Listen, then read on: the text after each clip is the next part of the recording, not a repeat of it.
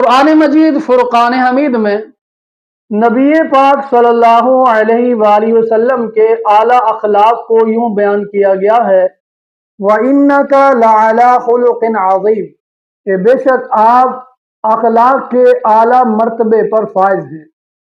اور نبی پاک صلی اللہ علیہ وآلہ وسلم نے خود بھی ارشاد فرمایا کہ بے شک میں اعلیٰ اخلاق کی تکمیل کے لیے بھیجا گیا ہوں۔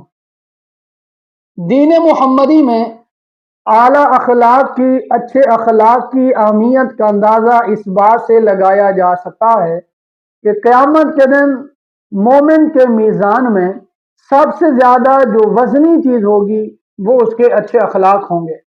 نبی پاک صلی اللہ علیہ وآلہ وسلم نے ارشاد فرمایا قیامت کے دن سب سے زیادہ وزنی چیز جو مومن کے میزان میں ہوگی وہ اس کے اچھے اخلاق اور اعلیٰ اخلاق ہوں گے۔ آدمی اچھے اخلاق سے بہت بڑا بلند مقام پا سکتا ہے۔ نبی پاک صلی اللہ علیہ وآلہ وسلم نے ارشاد فرمایا کہ آدمی اچھے اخلاق کی وجہ سے وہ مقام پا جاتا ہے جو مقام دن کو روزہ رکھنے والا اور رات کو قیام اللہ تعالیٰ کی عبادت کرنے والا پاتا ہے۔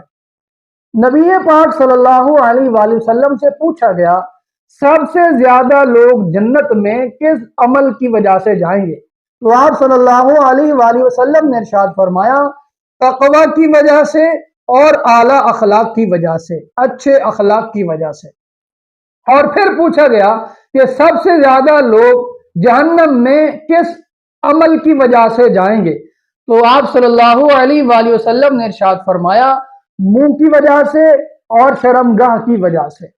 اعلیٰ اخلاق اور اچھے اخلاق کی وجہ سے آدمی مسلمان نبی پاک صلی اللہ علیہ وسلم کی محبت کا اور قرب کا مستحق بن سکتا ہے۔